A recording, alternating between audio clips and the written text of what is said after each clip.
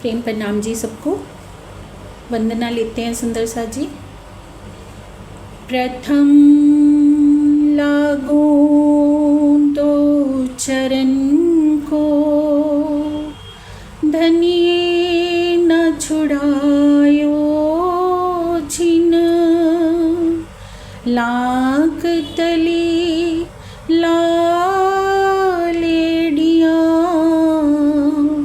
मेरे जीव के यही जीवन। इन पाँव तले पड़ी रहूं, धनी नजर खोलो बातून। पलना वालों निरखूं नेत्रे, मेरे जीव के यही जीवन। चर्चा प्रारंभ होते है, सुनो साथ चित दे। भजो राज श्यामा श्री प्राणनाथ, सखी जीवन हमारो ये। श्री महामति कहे सुनो साथ जी, भैया चर्चा का बखत। अब तुम सुनियो चित दे, लाल आगे आए बैठे इन तखत। लाल आगे आए बैठे इन तखत। बोलिए श्री प्राणनाथ प्यारे की जय। बोलिए श्री सतगुरु जी महाराज की जय। प्रेम प्रणाम जी सुंदर सा जी।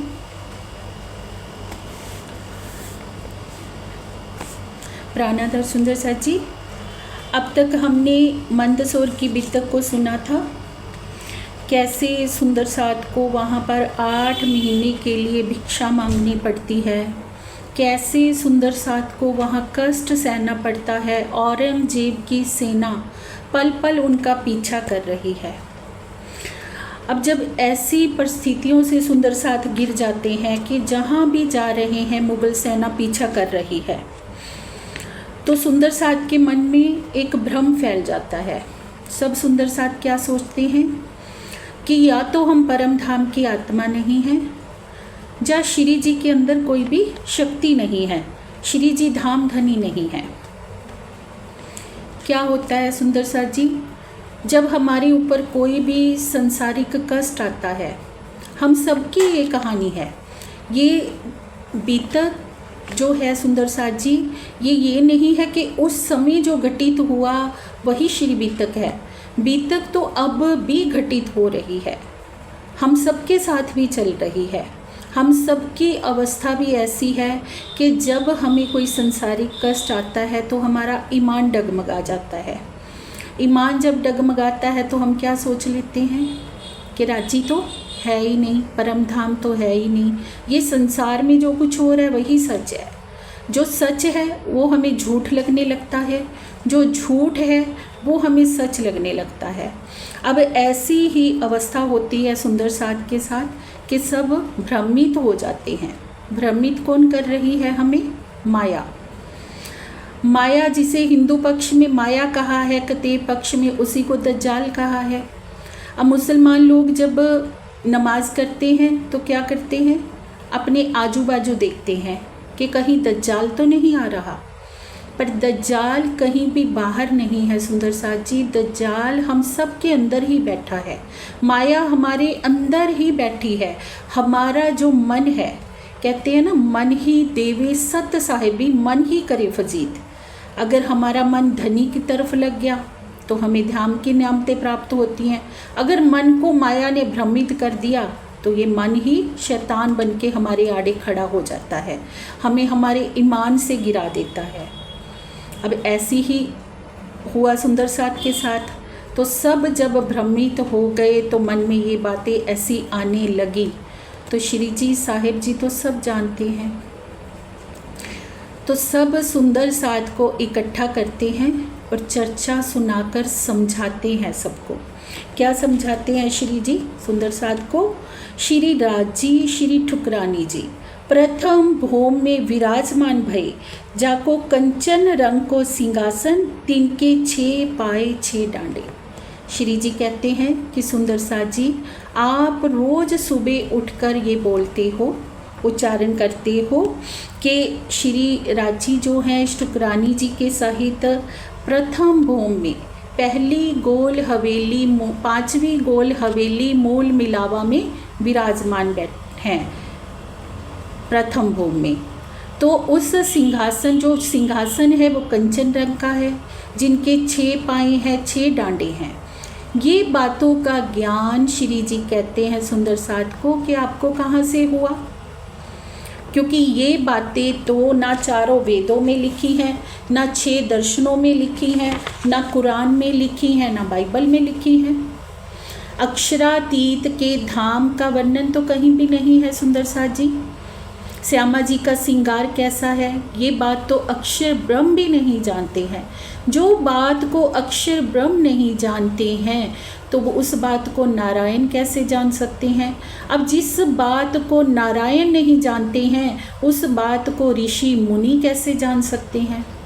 तो श्री जी समझाते हैं सुंदर साध को कि सुंदर साध जी अगर आप ऐसा मानते हो कि हम परम धाम की आत्माएं नहीं हैं तो आपको इन बातों का बोध किसने करवाया, कैसे हुआ?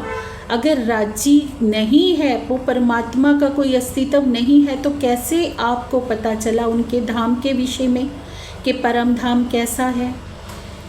100 सीढ़ियाँ चढ़कर रंग महल आता है, धाम दरवाज़ा आता है। तो इन बातों का जमुना जी बहती हैं। श्री जी बताते हैं कि जब आप ध्यान करते हो, ध्यान में आप मूल मिलावा में जाते हो तो फिर वो कैसे चले जाते हो? जब हम ब्रज में आए तो ब्रज में इतने राक्षसों ने घेरा, तो उन राक्षसों से किसने बचाया? आप आत्माओं को किसने रक्षा की? गोवर्धन पर्वत को उठाकर किसने रक्षा करी? रास के सुख आपको किसने दिए? तीसरे दिन की लीला में जब अक्षर ब्रह्म की आत्मा को धनी जी ने भेजा तो कुरान लिखवाई, तो किसके लिए लिखवाई? अब चौथे दिन की लीला में जब सतगुरु धनी श्री देवचंद्र जी के तन में विराजमान होकर धनी आडिका लीला करते थे तो वह किसके लिए करते थे? कैसे जमुना जी का जल खलखलाता हुआ बहता हुआ आता था और आप लोग उस जल में स्नान भी करते थे, उसका रस पान भी करते थे। तो ये सारे सुख आपको किसने दिए? अब श्री जी एक एक करके सुंदर साध को समझाते हैं सुंदर साध जी, और बताते हैं कि ठीक है ऐसा हुआ, मंदसौर में आपको भिक्षा मांगनी पड़ी, लेकिन 8 महीने तक मुगल सेना आपका पीछा करती रही। और मंदसौर कोई बड़ा नगर नहीं है। श्री जी कहते इतने छोटे नगर में रहते हुए भी मुगल सेना आपको पकड़ नहीं पाई। ये किसकी मेहर से हुआ? हम सबकी क्या कहानी होती है सुंदर साध जी? हम नेगेटिव बात को पहले पकड़ते हैं, पॉजिटिव बात हमारी जहन में बाद में आती है।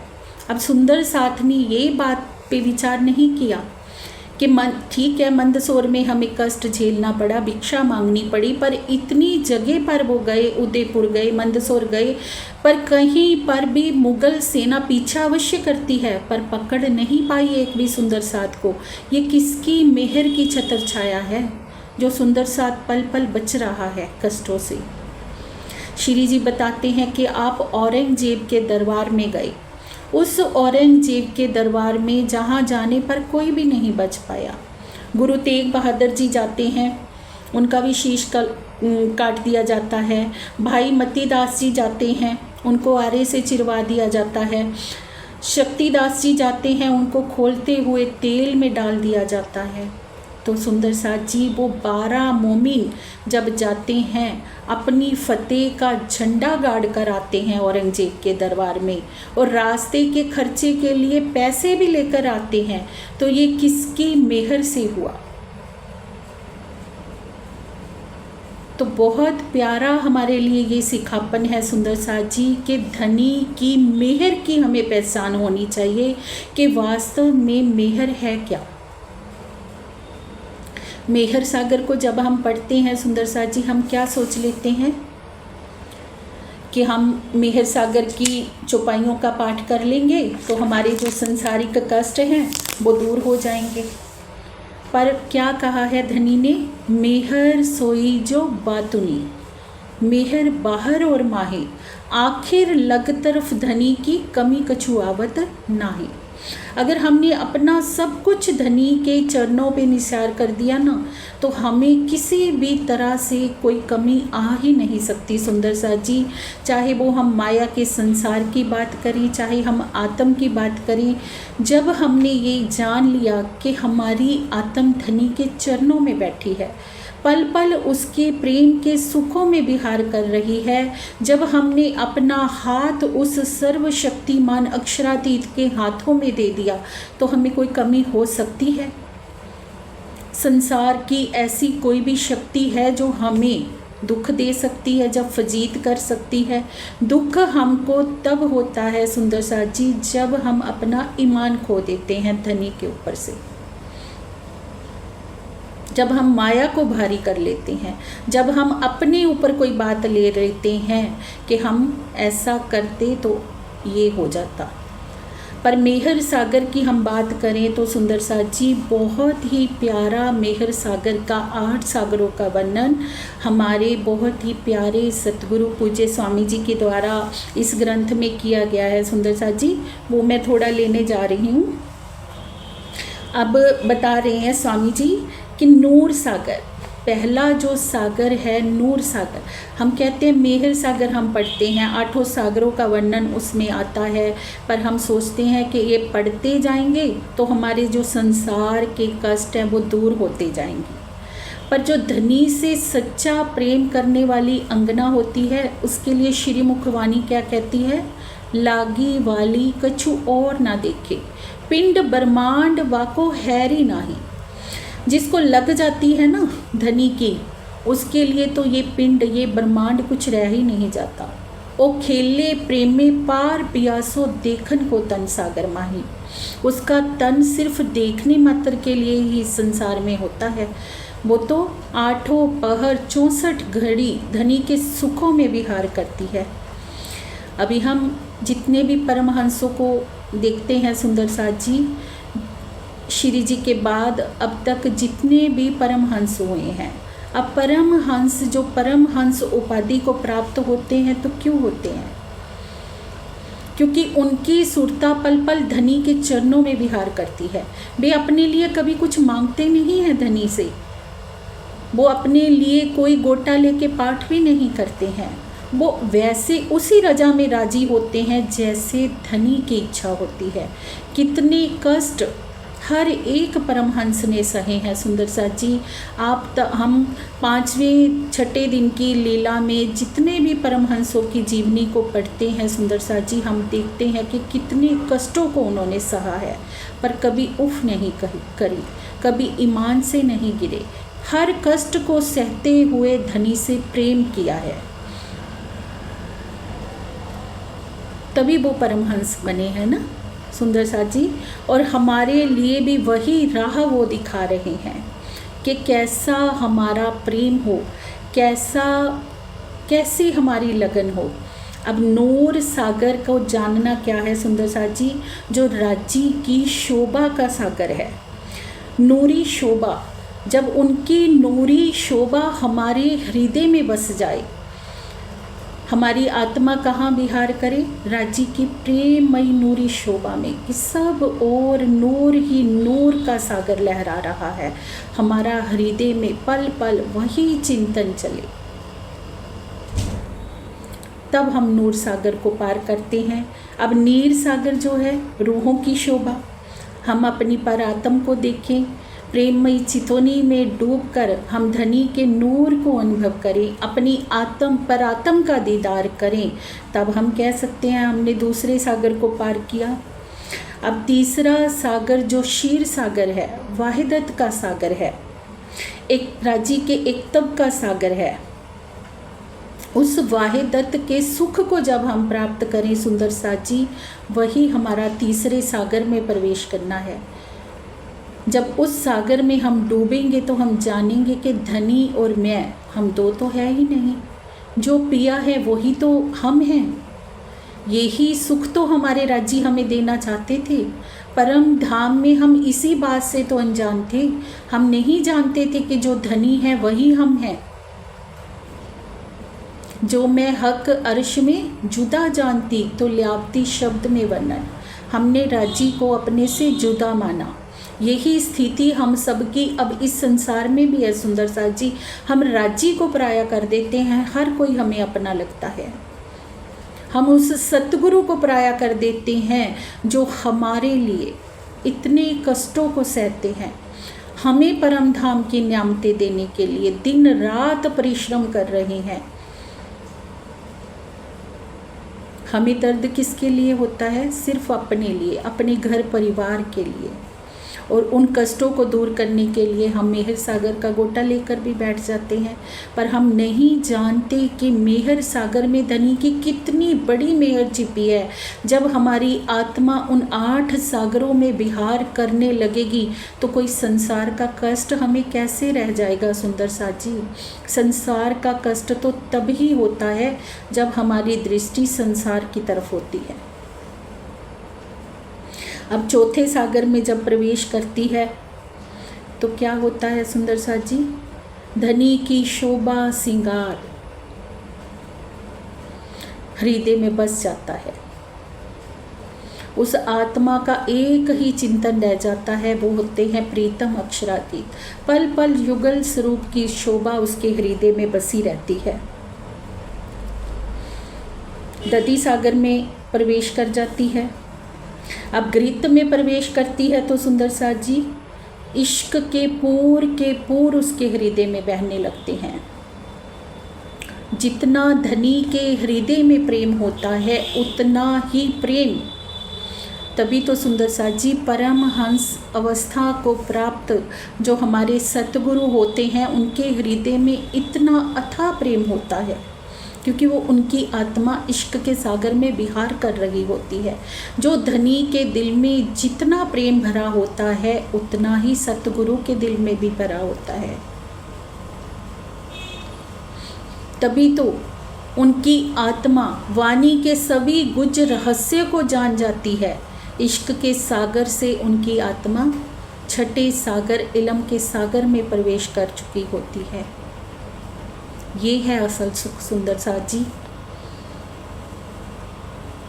और आगे जब प्रवेश होती है निस्वत के सागर में तो जानती है कि मेरे राज्य और हम तो एक क्षण के लिए भी एक दूसरे से अलग नहीं हैं। वो तो पल पल मेरे दिल में विहार कर रहा है। जो वो है वही मैं हूँ। वो तो एक क्षण भी मेरे से दूर नहीं है। खाते पीते उठते बैठते सोवत सुपन जागृत, ब्रह्म न छोड़े माशूक के, जाकी असल हक सो निस्बत। हर पल उसको लगेगा कि मेरे धाम धनी मेरे हृदय में विराजमान है। ये है 8 सागरों के सुख सुंदर साथ जी, जो मेहर सागर में निहित है। ये सुख जब हमारे हृदय में आ जाए तभी हमें समझना चाहिए कि धनी की मेहर, पूर्ण मेहर हमारे ऊपर है। मेहर को हमें ये नहीं समझना कि हमें 1 करोड़ रुपया मिल गया, जब हमें किसी कोठी के मालिक बन गए तो हमारे ऊपर धनी की मेहर हो गई। ये मेहर नहीं है सुंदर साथ जी। जिस इतना जरूर है कि जो ब्रह्म आत्मा धनी की मेहर की छांव तले है, धनी के पल पल प्रेम में डूबी हुई है, उसका प्रीतम हर तरह से उसकी रक्षा करते हैं। उसके ऊपर कोई कष्ट भी आता है तो धनी की नज़र सब देख रही है। तो हमारी मांग हमारी क्या होनी चाहिए सुंदर साथ जी, कि सिर्फ धनी को हम मांगे। अभी एक उदाहरण आती है, जब द्रोणाचार्य जी थे, क्योंकि ये सब बातें ये हमसे क्यों होती हैं कि हम वाणी को सुनते भी हैं, पढ़ते भी हैं, पर हम आचरण में उसे नहीं उतारते। जैसे होता है ना, कोई बात हमने सुनी, कानों तक रह गई वो बात, लेकिन हमारे दिल में, हमारी बुद्धि में वो प्रवेश नहीं कर पाती, तभी हमसे ये होता है। लेकिन बात जब दिल में ठहरे, हम एक भी वाणी की चौपाई पढ़ें तो उसके अनुकूल अपना आचरण करें। जब हम आचरण उनके अनुकूल करेंगे तो कभी भी माया हमें फजीत कर ही नहीं पाएगी। एक बार गुरु द्रोणाचार्य जी अपने सारे शिष्य को शिक्षा दे रहे होते हैं, सभी पांडवों को वो पढ़ा रहे होते हैं, तो क्या कहते हैं कि सत्य बोलना चाहिए हमेशा, और कहते हैं कभी झूठ नहीं बोलना चाहिए, हमेशा सत्य का ही आचरण करना चाहिए। फिर दूसरे सब बच्चों ने ये सीख लिया कि सत्य बोलना चाहिए, सत्य बोलना चाहिए। फिर जब दूसरी दिन शिक्षा देते हैं तो क्या कहते हैं, क्रोध नहीं करना चाहिए। अब सब ने पढ़ लिया कि क्रोध नहीं करना है, क्रोध नहीं करना है, लेकिन जो युधिष्ठिर होते हैं वो हर बात को पहले आचरण में लेते हैं, आचरण में उतारते हैं। तो गुरुदेव से कहते हैं कि गुरुजी, मेरे को तो ये लाइन याद ही नहीं हो रही है कि क्रोध नहीं करना चाहिए। 3-4 दिन बीत जाते हैं, हर बार यही कहते हैं कि मुझे तो ये याद ही नहीं हो रही है।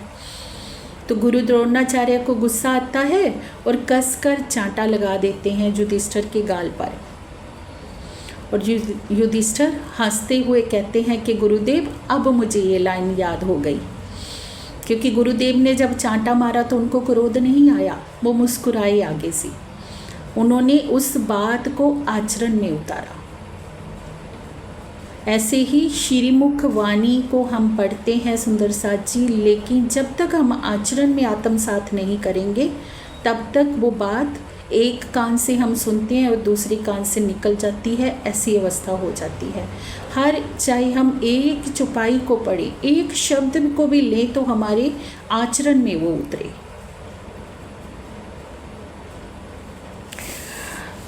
तो सुंदर साथ जी क्या कहा है श्रीमुख वाणी में, अंदर मेहर जाहिर कहर, ये मोहम्मद की सिफत। अब ऐसे ही श्री प्राणनाथ जी का जो स्वरूप है वो कैसा है, अंदर तो मेहर के सागर लीला कर रहे हैं, प्रेम ही प्रेम भरा हुआ है, लेकिन ऊपर से, जिसे कहा है जाहिर कहर, ऊपर से शक्ति दिखा रहे हैं। जयराम कंसारा भाई जी के पास जाते हैं तो उनको भी फटकार लगाते हैं, चिंतामणि जी के पास जाते हैं तो उनको भी फटकार लगाते हैं। क्यों? क्योंकि माया से निकालना है। अब माया से निकालने के लिए सतगुरु के द्वारा जो कुछ भी किया जाता है सुंदर साथ जी, वो मेहर होती है, वो कहर कभी भी नहीं होता, क्योंकि अंदर हृदय में प्रेम भरा हुआ है। जैसे एक माँ होती है, अब बच्चा कुछ गलती करना चाहे, समझ लीजिए कि कमरे में माँ और बच्चा बैठे हैं, कमरे में एक भयंकर कोई सांप आ जाए, बच्चा भागकर उस सांप को पकड़ना चाहे तो माँ बच्चे को पकड़ेगी, डांटेगी, रोकेगी। बच्चा कुछ भी गलत करना चाहेगा तो माँ रोकेगी। क्यों रोकेगी? क्योंकि माँ को पता है कि इसमें मेरे बच्चे की भलाई नहीं है। अगर बच्चा कुछ भी गलत करेगा तो उसका भविष्य खराब हो जाएगा, या अगर वो सांप को पकड़ेगा तो मैं अपने बच्चे को खो दूंगी। ऐसे ही ये माया का संसार भी विष रूपी है सुंदर साथ जी। जब हम माया की तरफ दौड़ लगाते हैं तो धनी की तरफ से हमें रोका जाता है। धनी की तरफ से जब हमें रोका जाता है तो हम रोते हैं, चिल्लाते हैं। दुख हमें क्यों आते हैं? कि हमारे हृदय में जो दुख, जो माया के लिए आसक्ति है वो ख़त्म हो जाए, हमें असल की पहचान हो जाए, हमें विवेक आ जाए। जब तक हमें विवेक नहीं आएगा तब तक हम धनी की तरफ नहीं लगेंगे ना। जब तक ये संसार हमें दुखमय लगेगा ही नहीं तो हम संसार को छोड़ेंगे कैसे? तो संसार हमें छुड़ाना है धनी ने, अपने प्रेम के सुख देने हैं, अपने 8 सागरों में विहार करवाना है। तो हमें संसार झूठा लगे, इसलिए हमें संसार में दुख दिखाए जाते हैं कि संसार हमें अच्छा ना लगे। अब सुंदर साथ के ऊपर इतने कष्ट आ रहे हैं, जो उन्होंने उदयपुर में, मंदसौर में, जहाँ जहाँ गए कष्ट सहे सुंदर साथ जी। क्यों? क्योंकि आगे जब पन्ना जी तक पहुँचेंगे तो पन्ना जी जाकर श्री जी ने सब सुंदर साथ को परम धाम का सुख देना है, परम धाम की लीला में विहार करवाना है। तो उनको दिखाया जा रहा है कि संसार तो नश्वर है। हमें ये विवेक देने के लिए ऐसा करवाया जा रहा है। तो बहुत ही प्रेरणादायी ये प्रसंग है सुंदर साथ जी। हम सबके साथ में ये लीला होती है। हम सब माया के कष्टों से घबराते हैं, तो पर अगर ये कष्ट आ रहे हैं तो हमें सोचना चाहिए कि धनी की हमारे ऊपर मेहर की नज़र है। प्रीतम हमें माया की नश्वरता दिखाकर हमें अपने सुखों में डुबोना चाह रहे हैं।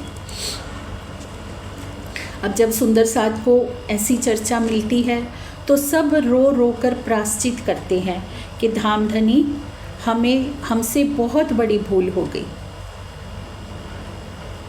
माया ने हमसे ऐसा काम करवा दिया, हम आपके स्वरूप की पूर्ण पहचान नहीं कर पाए। तो सुंदर साथ जी, बहुत ज़रूरी है पहचान का होना। जब तक हमारी पहचान अधूरी है तब तक हम इन सुखों को नहीं ले सकते। तो सुंदर साथ को माया की हकीकत बताते हुए श्री जी क्या कहते हैं कि ये माया कैसी है। एक बेईमान औरत और बाजे बजावत हार, तीसरे पढ़ने वाले इल्म के, चौथे जादूगर होशियार। कैसी है ये माया सुंदर साथ जी? एक बेईमान औरत। बेईमान औरत किसको कहा है? जो वेश्या होती है। ऐसे तो देखा जाए तो स्त्री क्या है सुंदर साथ जी? जननी है। स्त्री के ऊपर पूरा उत्तरदायित्व होता है, वो पूरे समाज को दिशा देने वाली होती है, वो जगत जननी है। लेकिन अगर स्त्री ही बेईमान हो जाए, अगर स्त्री अपना रूप भयंकर कर ले तो क्या हो जाएगा? सारे समाज का विनाश हो जाएगा। क्योंकि माँ के अंदर जो संस्कार होते हैं वही तो बच्चों के अंदर आएंगे। अगर माँ के अंदर अच्छे संस्कार हैं तो बच्चे भी संस्कारी पैदा होंगे। जितने भी महान पुरुष हुए हैं उनको महान बनाने वाली कौन है? उनकी माता ही तो है। बच्चे का सबसे पहले गुरु जो होता है माँ ही होती है। जो अच्छी माँ होती है वो कभी भी अपने बच्चे से इतना लाड नहीं करेगी कि बच्चा गलत दिशा में चला जाए। वो बच्चे को हर गलत रास्ते से जाने से रोकेगी, वो उसके अंदर अध्यात्म के संस्कार पैदा करेगी। पर अगर कोई स्त्री उल्टी राह पर चल देती है तो क्या हो जाता है? पूरे कुल का वो विनाश कर देती है। तो दूसरा है बाजे बजावत हार। बाजे, ये जो मनोरंजन के साधन चल रहे हैं, टीवी पे जो पिक्चरें आ रही हैं, अश्लील पिक्चरें आ रही हैं, जिसने सारी दुनिया को भ्रमित कर रखा है। आज तो समय ही ऐसा है सुंदर साथ जी, हर एक चैनल के माध्यम से हम देख रहे हैं कि कितनी अश्लीलता फैलती जा रही है। तो ये सब क्या है? माया ही तो है। ये माया का ही तो हथियार है जिन्होंने सारी दुनिया को भ्रमित कर रखा है। तीसरे पढ़ने वाले इल्म के। अब जो कोई ज़्यादा पढ़ लेता है, पढ़ लिख लेता है, कोई बच्चे ने ज़्यादा साइंस पढ़ लिया तो साइंस पढ़ के क्या कहेगा कि परमात्मा का तो कोई अस्तित्व है ही नहीं, परमात्मा तो कुछ है ही नहीं। अगर किताबें जाहरी की पढ़ रहा है लेकिन अध्यात्म से दूर है, आध्यात्मिक सत्संग को सुन नहीं रहा, पढ़ नहीं रहा, तो उसमें अध्यात्म के संस्कार कैसे आएंगे? अपने इल्म के बल पर वो क्या करेगा? झगड़ा ही तो करेगा। श्री मुखवाणी भी क्या कहती है? इल्म चातुरी खूबी अंग की, एही पट लिखिया माहे अंकुर, एही न देवे देखने मेरे दुल्हे के मुख का नूर। इलम की जो चतुराई होती है वे धनी के प्रेम के रास्ते पर एक बाधा है। और चौथे, जादूगर होशियार। अब जादूगर किसको कहा है? जो आजकल के जो घूम रहे हैं, गुरु बन के घूम रहे हैं, आप देख रहे हैं। हम थोड़ा समय पहले सुंदर सा जी एक ऐसे बाबा आए थे जो क्या बताते थे, जिनको धर्म के विषय में कोई भी ज्ञान नहीं था, किसी ग्रंथ के विषय में वो नहीं जानते थे। अब बोलते थे गोलगप्पे नहीं खाए तो वो खा लीजिए, आप पर कृपा हो जाएगी। दाल चावल खा लीजिए, आप पर कृपा हो जाएगी। क्या ऐसे कृपा हो जाएगी? तो ये सारा माया जाल क्या कर रहा है? श्री जी समझा रहे हैं सुंदर साथ को, ये सब कुछ भ्रमित करने वाला है। ये सब चीज़ें हमें भ्रमित कर रही हैं। हम क्या सोच लेते हैं कि हम अमुख बाबा की शरण में चले जाएंगे तो हमारे कष्ट दूर हो जाएंगे। पर कोई हमसे अगर पूछे कि किसी से कि बाबा अगर किसी का भविष्य बताने लगे तो बाबा से पूछा जाए कि वो अपना भविष्य ही बता दे कि उनके साथ आगे क्या होने वाला है। ये सारा माया का प्रपंच है जो रचा हुआ है। श्रीमुख वाणी क्या कहती है? तहकीक अरज पहुँचत है, जो करत है पाक दिल उजियारे। अगर हमारा हृदय निर्मल है, धनी के प्रेम में हम डूबे हुए हैं सुंदर सा जी, तो हमारी पल पल की अर्जी को हमारे धनी सुन रहे हैं। वो हमसे एक क्षण भी दूर नहीं है। हमें अपने कष्टों के लिए किसी बाबाओं के पास, पीर फकीरों के पास जाने की आवश्यकता नहीं है। हमें कहीं मंदिर मड़ियों में जाकर अपना माथा पटकने की आवश्यकता नहीं है। अंतर मन से, धनी से, सच्चे हृदय से हम जो भी प्रार्थना करेंगे सुंदर सा जी, हमारी वो प्रार्थना स्वीकार होगी। ये विश्वास हमारे अंदर होना चाहिए। ये हमारी श्रीमुख वाणी हमें बता रही है सुंदर सा जी। ये श्री जी हमें साक्षात ये सिखापन दे रहे हैं श्री बीतक साहब के माध्यम से। माया के हथियारों की वो पहचान हमें करवा रहे हैं। ये सारा ब्रह्म जाल है। इस ब्रह्म जाल में क्या हो गया है सुंदर सा जी? परम धाम की आत्माएं भी आकर फंस गई हैं, उलझ गई हैं। और हिंदुस्तान की तो ऐसी हालत है कि सारा हिंदुस्तान इन्हीं प्रपंचों में डूबा पड़ा है। आजकल हम देख रहे हैं यूट्यूब के माध्यम से कितने ऐसे बाबाजन हो गए हैं जो किसी को कैसे भ्रमित कर रहे हैं, समाज को कोई कैसे भ्रमित कर रहा है। सत्य से सब दूर हैं, सत्य की पहचान किसी को भी नहीं है। तो सत्य की पहचान हमें करवा रही है श्रीमुख वाणी। अब सुंदर साथ को सीख दे रहे हैं श्री जी कि दुनिया कहाँ भटक रही है, पर तुम्हारे ऊपर राज्य की कितनी मेहर है कि तुम सत्य के चरणों में लगे हुए हो। सुंदर सा जी अगर अपनी इस मेहर की हम पहचान कर लें कि धनी की हमारे ऊपर कितनी अपार कृपा है कि उन्होंने हमें अपने चरणों में ले रखा है।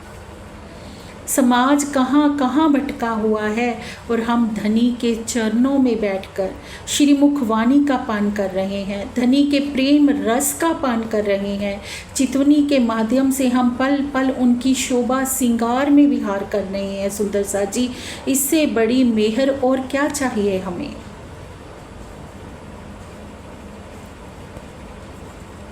हिंदू समाज की दशा का वर्णन करते हुए बता रहे हैं सुंदर सा जी स्वामी जी कि एक बार बीरबल से अकबर ने पूछा कि बताओ हिंदू आगात क्या है।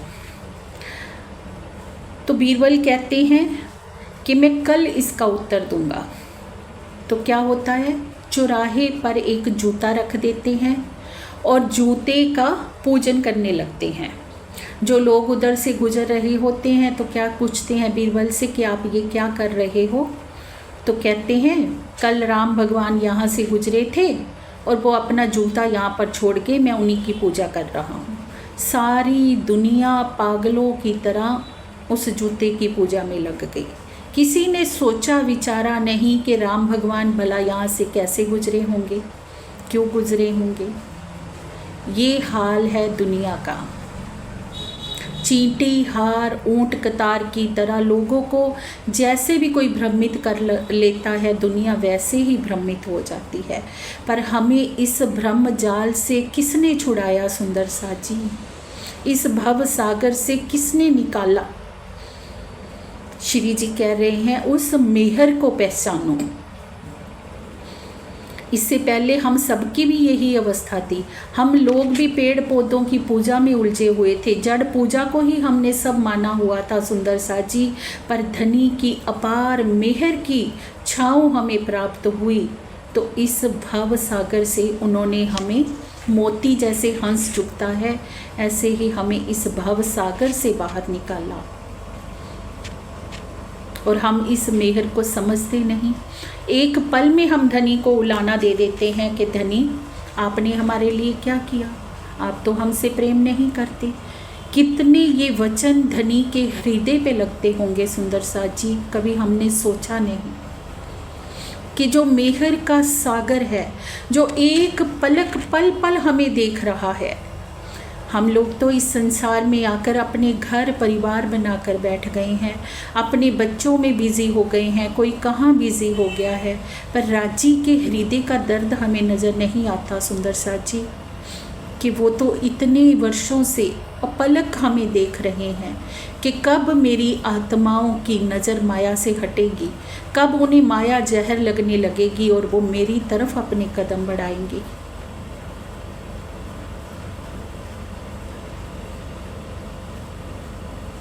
तो सुंदर सा जी, ये बहुत ही प्यारा सिखापन श्री बीतक साहब का है। अगर हम धनी से सच्चा प्रेम करते हैं तो धनी के वचनों से भी हमें प्रेम करना चाहिए। धनी के एक एक वचन को हमें आत्मसात करना चाहिए और दृढ़ता पूर्वक अपनी श्रद्धा, अपना प्रेम सिर्फ और सिर्फ धनी के चरणों पर ही हमारा होना चाहिए। अभी हमने देखा सुंदर सा जी कि श्राद्ध खत्म हुए हैं, तो श्राद्धों में भी हम देखते हैं सारी दुनिया कैसे पागल हुई पड़ी है। जीते जी तो कोई भी माता पिता को पूछता तक नहीं है, एक पानी का गिलास देने को कोई तैयार नहीं होता, और मरने के बाद भोजन करा रहे हैं। कौओं को भोजन कराया जाता है, कभी किसी को खिलाया जा रहा है श्राद्ध के नाम पर कि हम पितरों को खुश कर रहे हैं। पर यहाँ पर बताया है स्वामी जी ने कि श्राद्ध क्या है। श्रद्धा पूर्वक अपने माता पिता की सेवा करना ही श्राद्ध है सुंदर सा जी। अगर माता पिता के लिए हमारे दिल में श्रद्धा नहीं, हम उनके वचनों को मानते नहीं, जीते जी हम उनको पूछते नहीं और मरने के बाद हम ये दिखाते हैं कि हम उनका सम्मान करते थे, हम उनको खाना खिला रहे हैं, ये कहाँ लिखा हुआ है? क्या वेद में लिखा है, शास्त्रों में लिखा है कि जो हम भोजन यहाँ पर खिला देते हैं कौओं को, पक्षियों को, वो माता पिता तक पहुँच जाता है? धर्म ग्रंथ तो ये कहते हैं ना कि जब जीव एक तन छोड़ता है तो उसी क्षण दूसरे ही क्षण वो दूसरे तन को पकड़ लेता है। तो क्या माता पिता को हमने कौआ बना रखा है कि कौओं को खिलाया तो माता पिता ने खा लिया? ये सब बातें विचारने वाली हैं सुंदर सा जी। अगर हम श्रीमुख वाणी की शरण में आकर भी इन बातों पर विचार नहीं करेंगे तो कौन करेगा? क्या कोई बाहर वाला करेगा? धनी हमें कह रहे हैं कि तुम परम धाम की आत्माएं हो। और क्या कहा है हमारे लिए क्रंतन की वाणी में सुंदर सा जी? पहले आप पहचानो रे साधो, पहले आप पहचानो, बिना आप चीने पार ब्रह्म को कौन कहे मैं जानो। जब तक आप पहचान नहीं करोगे, कोई बाहर वाला कैसे पहचानेगा कि परमात्मा कौन है, कैसा है, क्या उसकी लीला है। हमें दुनिया की देखा देखी दुनिया वाली चाल नहीं चलनी है। दुनिया जो उल्टी चाल चल रही है, हमें उनको प्यार से समझाकर उनकी चाल को सीधा करना है सुंदर सा जी। पर हम गलती क्या कर बैठते हैं, हम भी देखा देखी वैसी ही चाल चल देते हैं कि सब कर रहे हैं तो हम भी कर लें। कहीं ऐसा ना हो जाए कि पितर नाराज हो गए तो हमारा कुछ अनिष्ट हो जाए, हमारे ऊपर उनकी कोई कहर की नज़र ना हो जाए। पर हम नहीं समझ पाते कि जिस अक्षरातीत की मेहर की नज़र पल पल हमारे ऊपर है, उसके ऊपर कोई कहर की नज़र कैसे कर सकता है। अगर हम सच्चे दिल के हैं, मन वाणी क्रम से हम किसी का दिल नहीं दुखाते हैं सुंदर सा जी, हमारा आचरण शुद्ध है, तो कभी हमारा अनिष्ट हो ही नहीं सकता। अगर हम सच्चे हृदय से धनी के साथ जुड़े हुए हैं, धनी से सच्चे हृदय से हम प्रेम करते हैं, तो किसी की कहर की नज़र हमारे ऊपर हो ही नहीं सकती। ये बहुत ही प्यारी सीख उन सब सुंदर साथ के माध्यम से हम सबके लिए भी है सुंदर साथ जी, क्योंकि ये परिस्थिति हम सबके साथ भी होती है, हम सबकी भी ऐसी अवस्था होती है। तो बहुत ही प्यारा सिखापन हमें श्री जी साहिब जी के द्वारा दिया जा रहा है सुंदर सा जी, इसे हमें अपने जीवन में आत्मसात अवश्य करना है। इसी के साथ प्रेम प्रणाम जी। प्रणाम जी।